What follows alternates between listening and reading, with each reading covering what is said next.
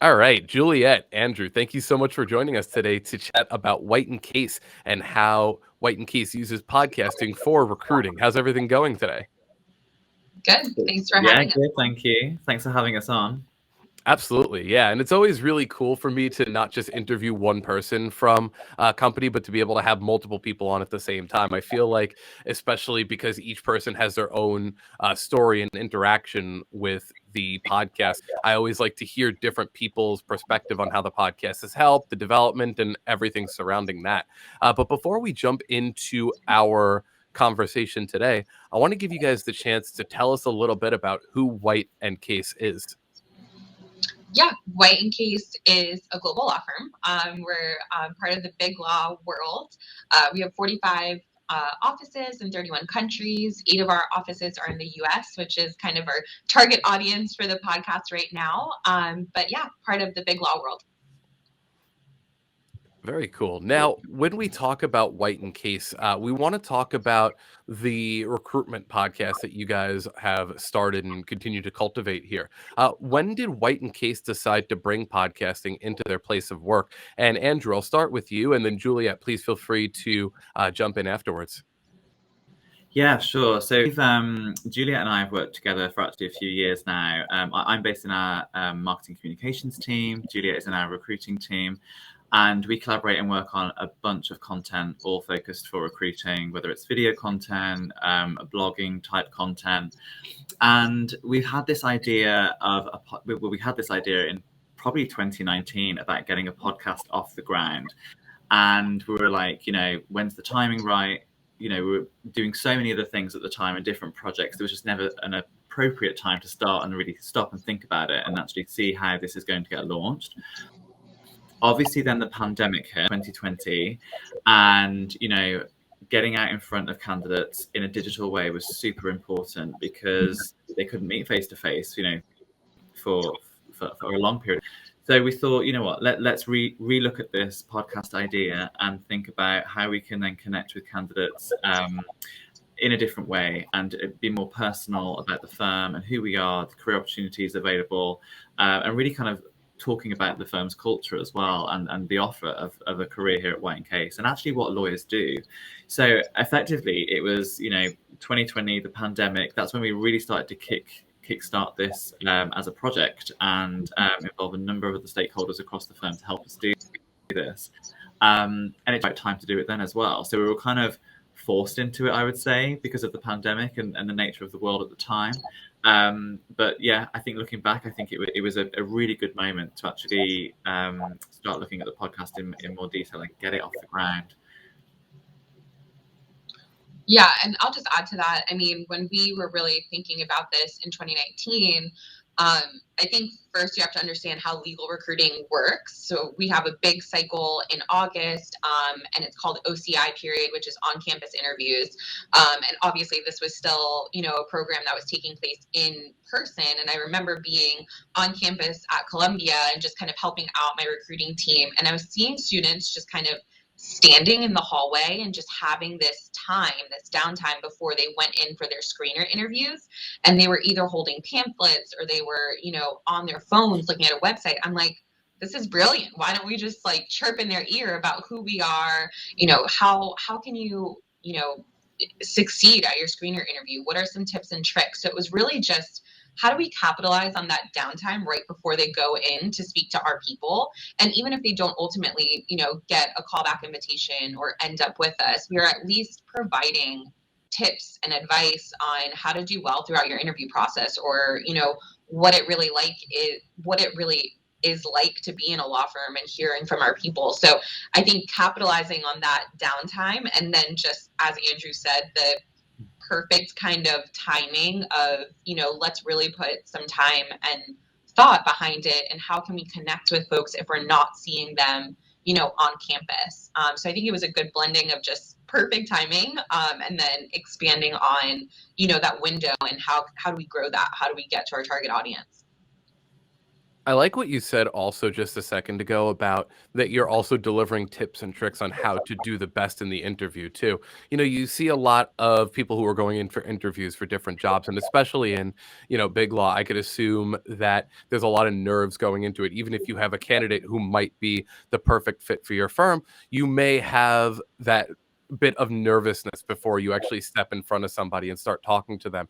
And for you, what you're able to do is you're able to have this engaging medium and this medium that you can really curtail to be personable to somebody and say, hey, I know you're sitting here, maybe use that verbiage on there, but hey, if you are coming in for an interview with us, here are some things that we're looking for. It also speaks a lot about the Whiten case and how they want to be perceived and how they want the experience to be. Because again, you're not leaving anything up to chance. You're not leaving anything out in the open. It's not just someone scanning the website and hoping that they come across that one piece of pivotal information. You're actually creating content that tells people about the culture that Whiten Case delivers and is supposed to exude. But you're also saying, hey, if you're here, here's exactly what we're looking for. Here are some of the talking points, and here are some pieces to highlight. I think that's a really powerful point for how you guys have leveraged podcasts, at least for potential interviewees. Yeah. Sorry, Juliet, you go. I was just going to say, I mean, we're super, when it comes down to what we look for in someone, we're very transparent, right? You can go onto our website. We also have an amazing virtual brochure, and we list the competencies that we're really looking for.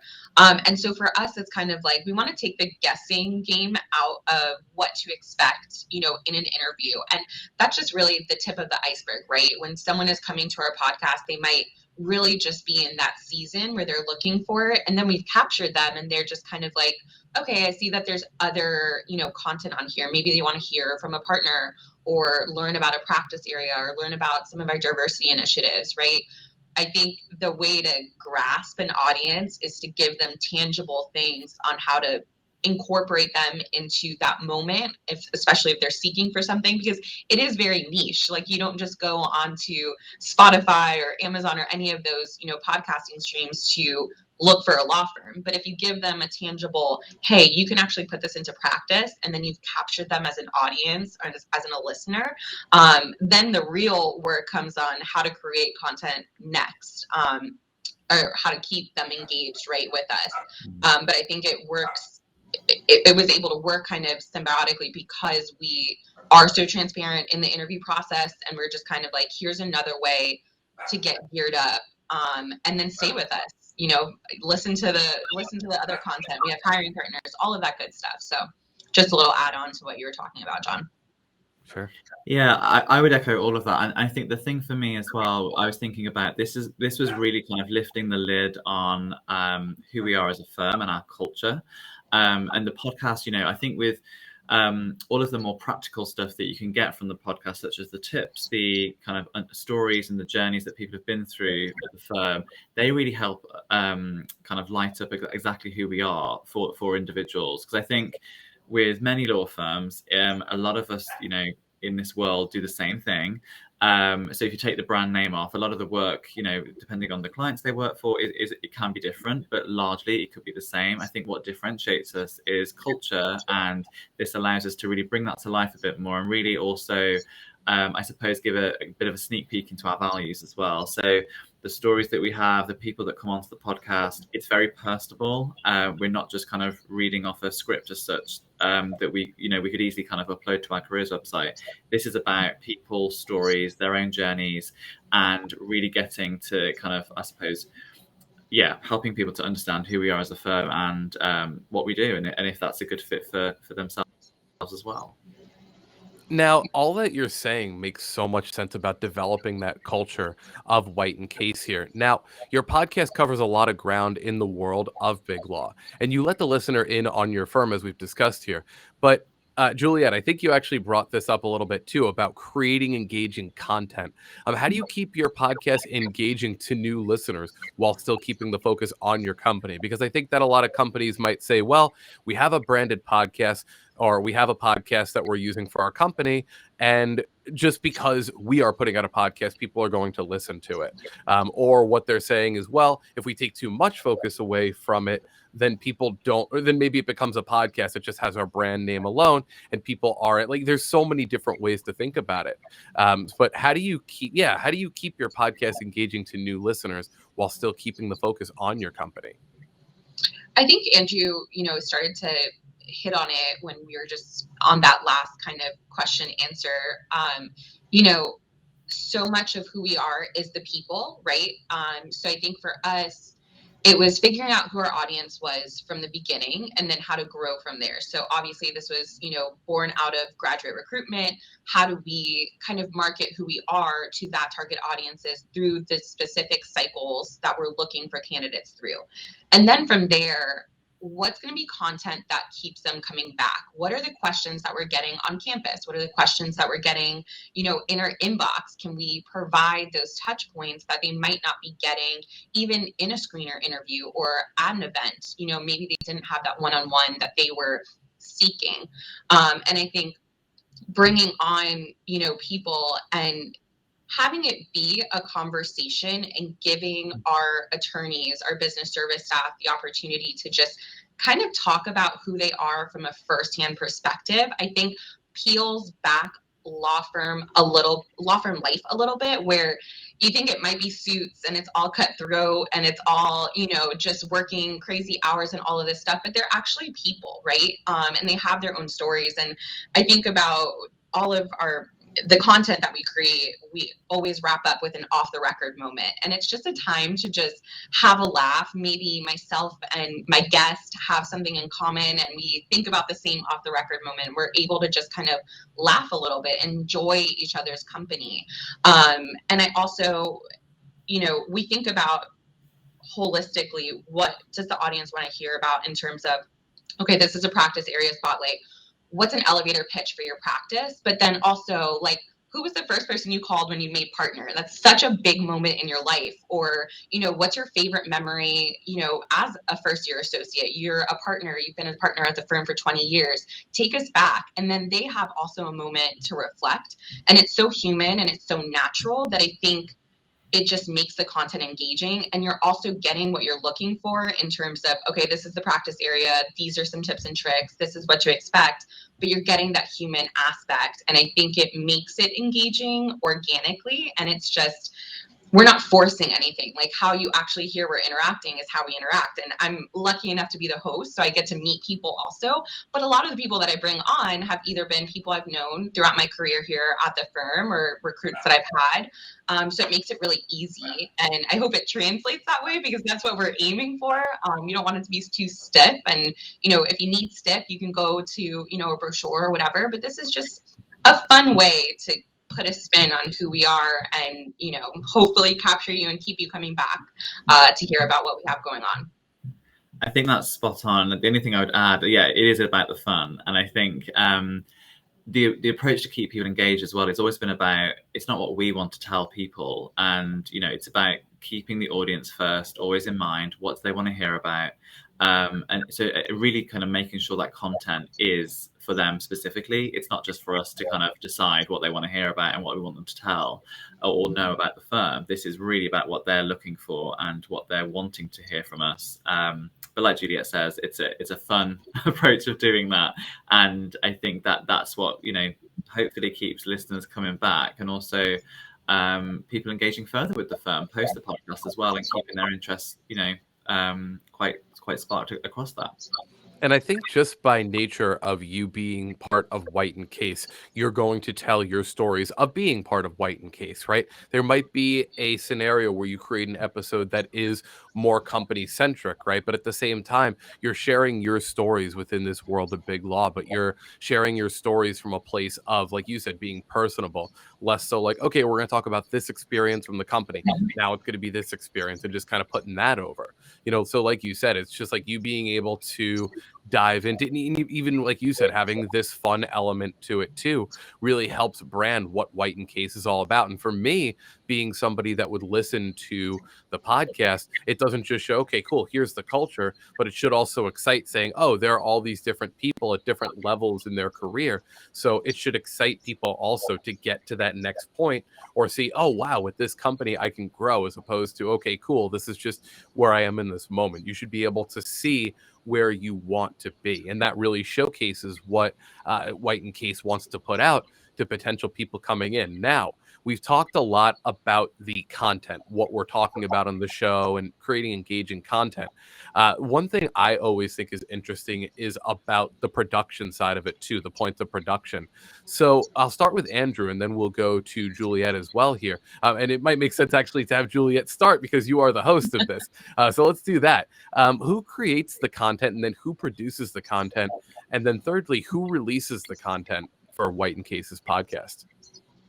So you have 2/3 of the entire show with you right now.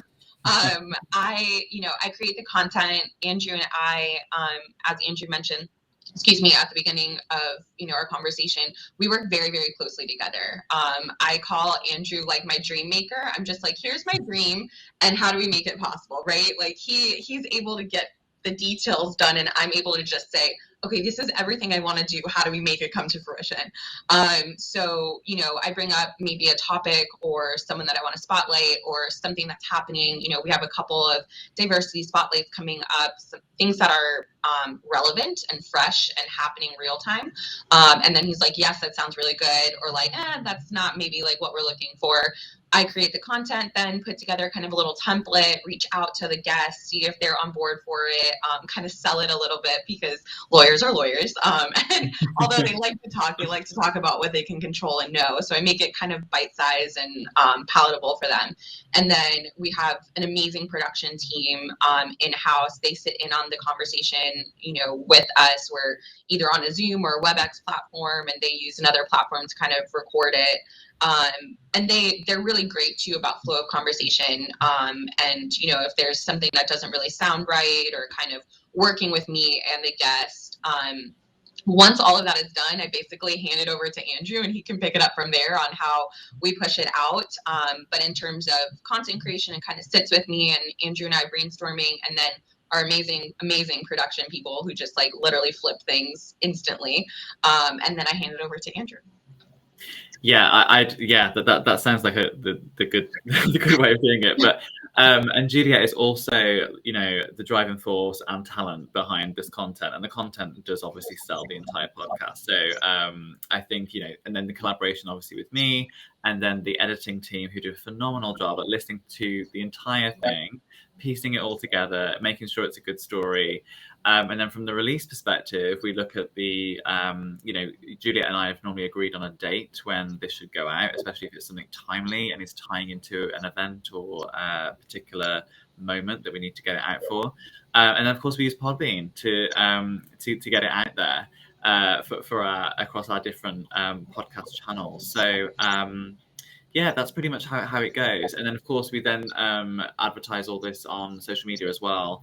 We also work with another agency who help us put together motion graphics, static graphics, which might include a quote from the podcast, a real kind of nice meaty piece that would sell the podcast and what that episode is all about, especially on Instagram and places like LinkedIn. They're really what drives a lot of our traffic then obviously to listening to the podcast. And every time we do a push on the particular episode that we're releasing at that time, you definitely see the spike in people going to the podcast channel of their choice to then listen. I think that's really, I wanted to highlight something that Andrew said, because it's so key to what we do. Obviously for me, having a conversation is super fun. It's great. I'm a recruiter. I'm definitely an extrovert at work. And then I go home and I'm like, wow, that all happened in one day. And now I don't need to talk to anyone for like 2 days. So my job makes me, at ease in those conversations and that, those formats. But the key is really to publish or create and then publish the content at the right time. So we really work hard at looking at a timeline of here's the year. This is when our peak seasons are. This is when our peak time is. This is the content that's the most relevant during this time.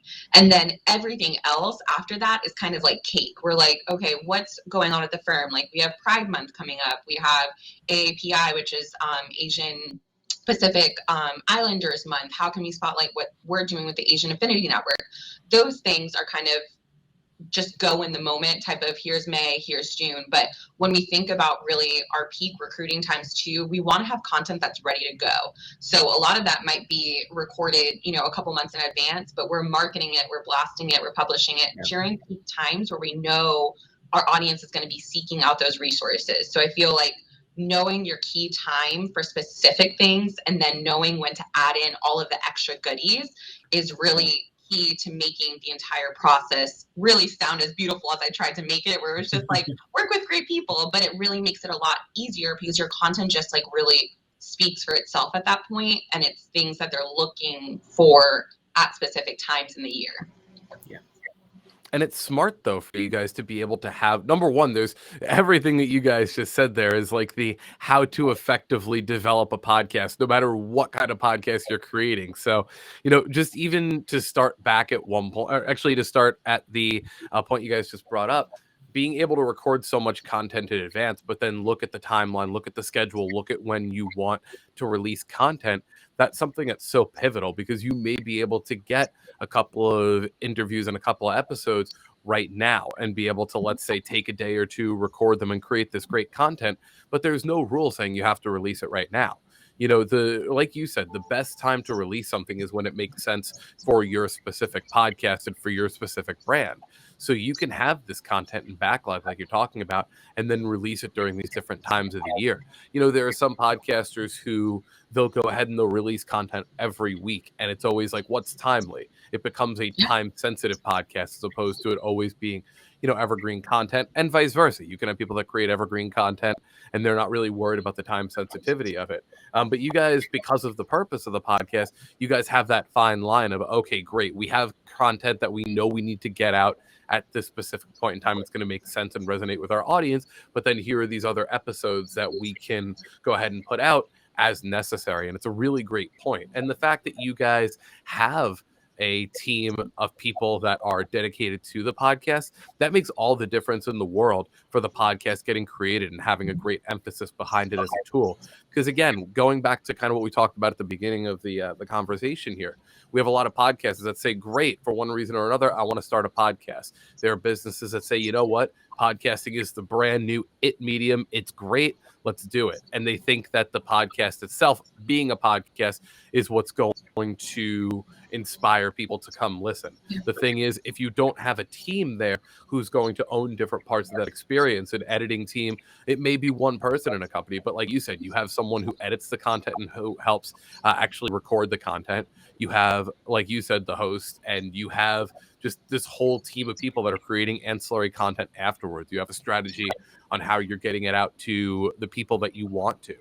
All of that is stuff, even before you hit the record button, is essential to make sure that you guys have a successful podcast and that you're seeing results that are cumulative over time and just getting the right people to the show. So, I know it's one of those things, but I'm just really excited to hear that there's such a detailed plan on not just the creation, but also the development of the idea and the release of the content. Yeah, and I think for us, there's a lot of hard work from a lot of people behind the scenes before the podcast even goes out, or even before we even started the podcast. There's so much planning involved, as I'm sure that you know how much work goes into these things. But I think we just wanted to see the podcast extension of our recruitment marketing channels, right? This was, just another channel where we could communicate with candidates or prospective recruits. So we didn't need to, I suppose, do too much thinking around, well, how does this fit in with all the other stuff that we're doing? Because it naturally does. And we already had a plan around the other types of content that we release, whether it's on social, whether it's on our recruitment blog, whether it's on our careers site, or our video content. This is just an extension of a different channel, and it kind of slots into place with the plan that we usually have every year anyway across the recruiting season. So it fit quite nice and naturally, rather than trying to think, oh my God, I've got to come up with this other plan to just then market the podcast in a way. And it talks to John a little bit about what you were saying. When Andrew and I meet, I have to also keep front of mind, and Andrew does it better just naturally because of his role, but really thinking about not competing with other regions, but being complementary as well, right? Our heavy time, heavy focus is the summer months. And Andrew, as global communications, he really is like, okay, if we have a plan and I know that this is coming, I can kind of schedule other regions and other things that are coming out around it.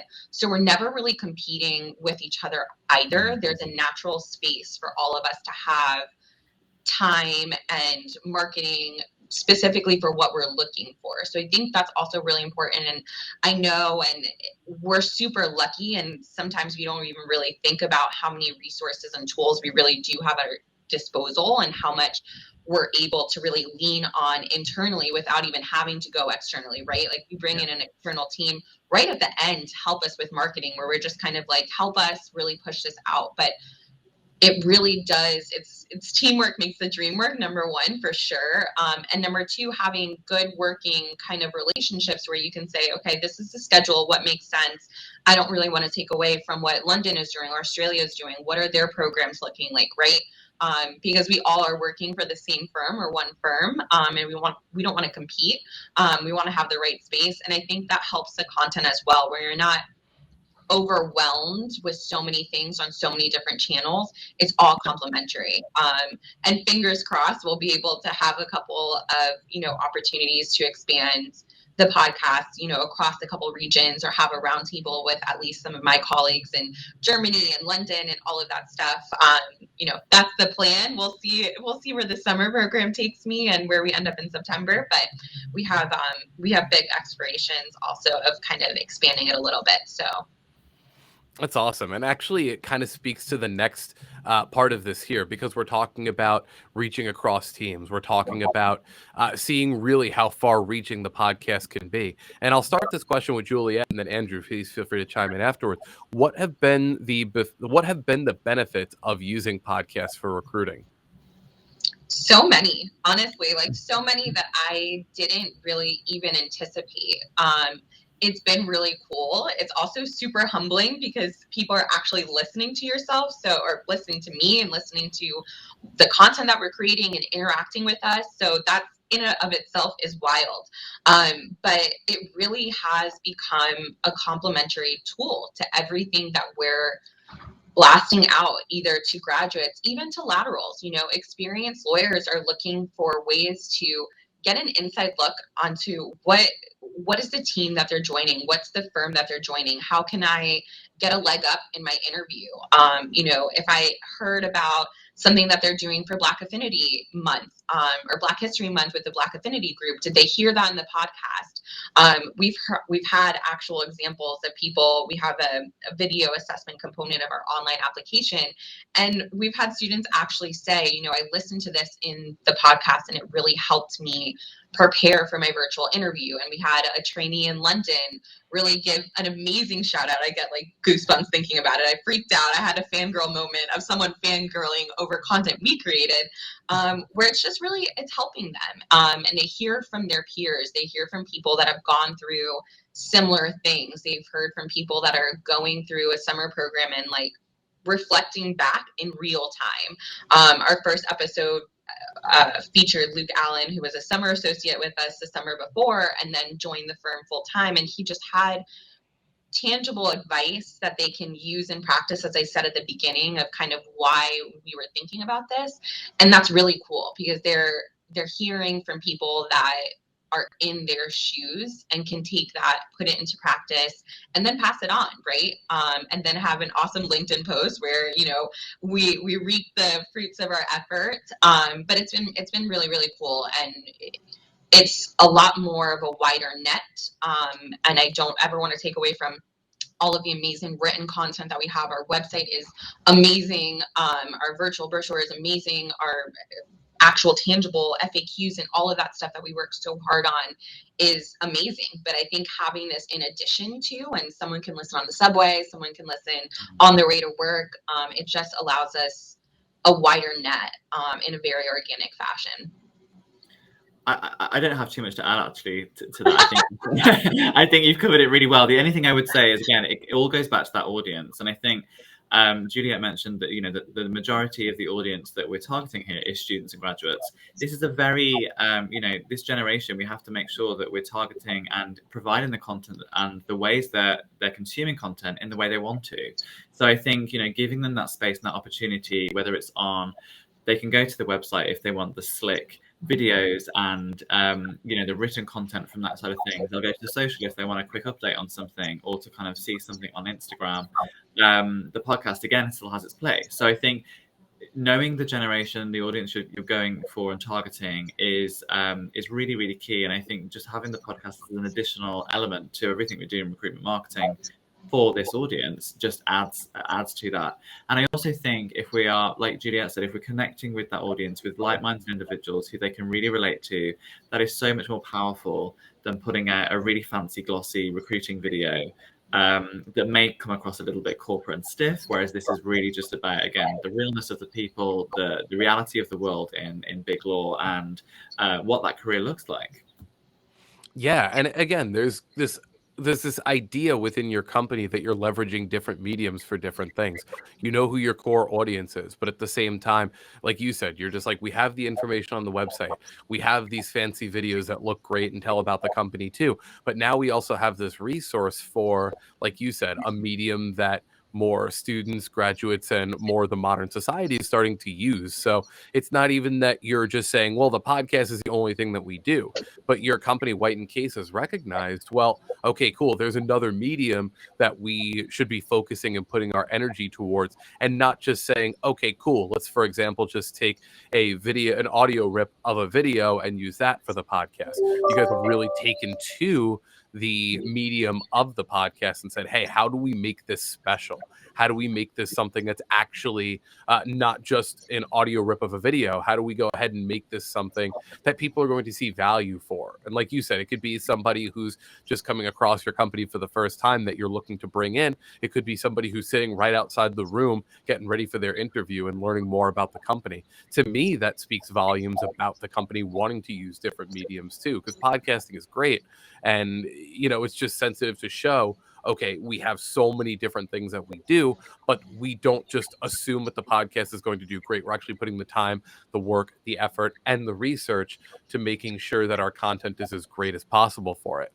And I was going to ask you about it, the content being released and how you create awareness around that. But the fact that your company has such a strategy, you know, you already see that you know who you want to target, you know how you want to bring people in. So you guys already have a plan for that too. I guess my last question here is, if another business is considering bringing podcasting into the workplace, especially for recruitment purposes, because this is a very interesting topic of how someone can leverage a podcast. What is one piece of advice that you'd like to offer them in support of it? And this one, I think last time I started with Juliet and we went to Andrew. So this time I'll start with Andrew and then Juliet. Please feel free to add on. I don't know if I can just name one piece of advice, because there was a lot of learnings on the way and we have come a long way. So I would probably say, yeah, audience first. I've you know, harped on about that for a while, so I won't focus on that too much. So to really know who your audience is, I would also really emphasize the importance of planning. It sounds very boring, but if you don't know what, you know, episode you are in, on your fourth episode, what that is going to be, then you really should. It's about having that great content plan where you're structuring an entire season, if you like, of what that content is going to be released after the next, up until a point where you might have a little break or whatever it might be. But knowing what content is coming month by month, or however the frequency of the podcast is so key. Because it takes a lot of planning, preparation, work, getting the guests on board, you know, looking at talking points, discussion topics, as ours is very conversational. That's pretty much how it is, interview style. And then I'd always also kind of end this by saying, you know, also think about the host. That is really, really important. And we're so fortunate enough to have Juliet, who, you know, championed this idea from the beginning, who's also an amazing host, so natural with the guests, makes people feel at ease. And I've listened to a number of podcasts, you know, not necessarily in the recruiting world, but it, you know, you kind of think, oh, a bit boring and stale. So ensuring that, you know, they're conversational, they're engaging to listen to, they probe correctly to as they're interviewing people to make sure that conversation is coming across, you know, really natural and the dialogue is great to listen to, and but also having fun with it. And I think that is a really probably something that most people forget about, and they probably just stick somebody, you know, behind the mic. But it's really important to make sure that they've got that right person there as well, in addition to the people you invite to the podcast as well.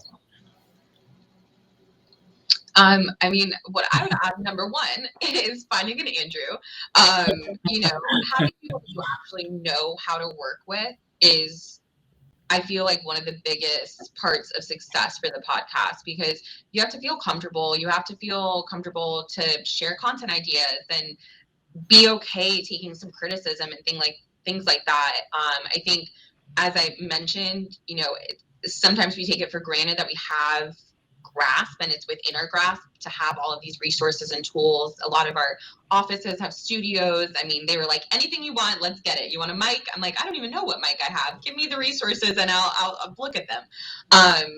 You know, and I think also too, which is a huge part, and Andrew touched on it, is when you're looking at something from marketing perspective, look inwards first before you think about going out and having all of this spend and bringing in flashy things. Your people are your biggest assets, right?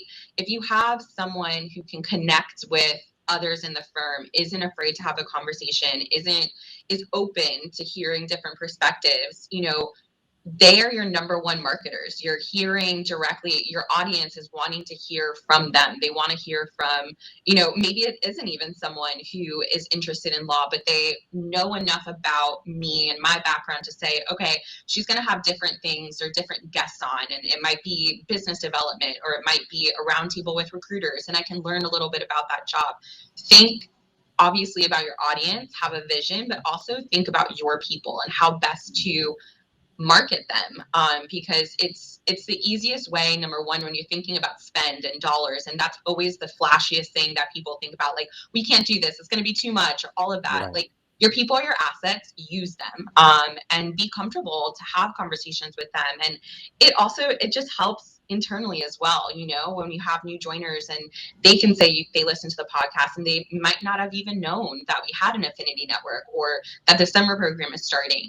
So when you're creating the content, it's your people, and then how you can repurpose it, you know, amongst many audiences, keeping your target audience in mind, but how it can be kind of evergreen while also being like super niche, if that makes sense.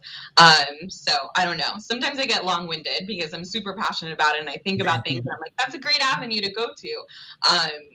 So I think people first, definitely, and just knowing how to kind of market who you are from the inside out. Yeah, yeah. There's so many points to even dive into just with that, because talking about the side of the host, sometimes people, again, when it comes to a podcast, it's fairly easy to hit record. It's not always the easiest to be a personality. That's just an audio experience, right? And the thing is, when you really think about who you want to host the podcast, or you think about yourself as a host, you really need to take those things into consideration. Am I comfortable sitting in front of a microphone? Like you said, what microphone am I using? The great thing with podcasting is that, you know, there, for a lot of people, could be a very low financial entry to it. But at that point, you may still have someone go, okay, cool, $3,000 is what I need for this. And in reality, you might not need that. You might have a microphone that works perfectly. It might only be $100-200 you need to throw into the whole thing. And, you know, at the same time, no matter how much money you throw at it, you can't get around a great host. You know, a great host could sound great on the least expensive gear, you know, and that's really important, because when you're interviewing people, one of the biggest things I tell people in any walk of life for podcasting is be personable, but be an active listener too. Because one of the biggest things when you're interviewing somebody is you have bullet points that you want to talk about. Even, you know, for our interview here, there are questions that we've gone over. There are some questions we omitted because we kind of covered the topic. But at the same point, that doesn't cut, like, imagine asking the same question 4 times just because you have it written down and you're like, if I don't get to these questions, then why? It's one of those things. For you, it sounds like you have such an active listening style when you're on the podcast, and that can't be understated. And then, like you said, from the point of thinking about your people first, bringing on people, you don't have to think always about your external audience of bringing in people from other places. You have great people that work for you day to day, month to month, and year to year, who have these great stories, who can share wins and successes across your company. And who better to talk about your company and tell people about what kind of culture your company brings than the people who are there currently to tell people who you want to bring in. Like, things like that can't be understated. But again, going back to active listening, that also shows that you're not just actively listening to the person sitting in front of you, you're also actively listening to your audience. You're also actively, hearing what stories people have across the firm. Because I'm sure people have probably been like, hey, I'd love to be a guest on here. You might have other people who are just like, why do you want to interview me? I don't know what I could bring to the table. But both of those, I'm sure, can offer vastly different experiences. Yeah. I mean, you have to dig deep. I'm not going to lie. Like, you do. I think you have to have some kind of innate ability to just have a conversation. And it's not lost on me that I am able to do that. But you do have to dig deep, and you do have to work on being present during the conversation. And you have to, it's 2022. You can have 15 different alerts going on across, multiple different devices, and windows opening and all of these things. Focusing for 1 hour, 45 minutes on a conversation makes the world of difference. You can immediately tell when a host is tuned into their guest and vice versa. It's hard. I don't want to say it's easy, and I don't want to make it seem like it's easy, because I think you ask someone to just sit still for 45 minutes and you're like, how? When do I carve out this time? Like, what does that look like? But if you do that, the conversation flows so much better. And it's kind of like across the spectrum, best laid plans, right? You can have an entire document of bullets and then just honestly tap into something that's like gold and just go from there. Someone might be able to have the idea of a podcast, and you should absolutely, help them make that dream a reality. And hopefully they'll be comfortable enough to take criticism as well. Like, I, from the get-go, was like, this is something I'm really passionate about, but if I'm not the right person, I'm so happy to support this any other way that I can, right? And I love to work with my team and have them come and do things for social media. I'm like, I don't really want to be in a video. Like, I'm not, does someone else want to do that? So I think if you're able to also think about content, and you know where your strengths are, and you know that it's not necessarily being front and center, that's definitely okay too. And you need a team like that. You need to know who you can rely on, and who can, be the face of it, and who can also be like the brain behind it, right? And even Andrew and I mean, yes, I'm comfortable doing it, but sometimes I'm like, I don't really know how to ask this question. How can I get there? How can you help me with this, right? Knowing your weaknesses also really helps, because then you're kind of setting yourself up for success, and you're not kind of in a lull in the conversation. You've had someone kind of run through it with you. So where you have that time, where you have those resources, definitely use them, and don't be disappointed maybe if you're not like the front and center, because the podcast takes so many other people to make it work, that there's always definitely a space for you as well. I don't know if that's where you were going, but I think it's important to also kind of, the host is a lot of it, but there's a lot of people that work with me and, work in collaboration and work even for me, right? Like, an agency, I don't have those skills. Like, I don't have that creative. So it takes kind of a team to make it come to fruition, for sure. Yeah, absolutely. All that makes sense. And like you said, the last point of it too is being able to work with a team. Again, I think a lot of people try to take on the task of podcasting because they're passionate about it. And they say, okay, cool. What does this take? And the company might say, well, you know what? You like it, you do it. You know what I mean? And that's already a very difficult place to start from. But with you, like you said, your resources, who to reach out to. Andrew, Juliet, you guys obviously have such a good communication together, and who else you can leverage within the company to make it a reality. And it's like, that's a really important part of just a company in general, but it comes to be a very important part when it comes to creating the best podcast possible. And I want to thank Well, you you both. can't sell something you don't believe in. Exactly. Yeah. That's the name of the episode. One takeaway from there. I love that. That's the name of this episode. So, Okay. and I want to thank both of you for making the time out of your busy schedules to come talk to us about, all the really great ways that White & Case has really brought podcasting into the place of work for recruitment. It's been really cool to chat with the both of you, and I'm excited to see what the future holds for you. Thanks so much, Sean. Thank you very much, John. It's been great.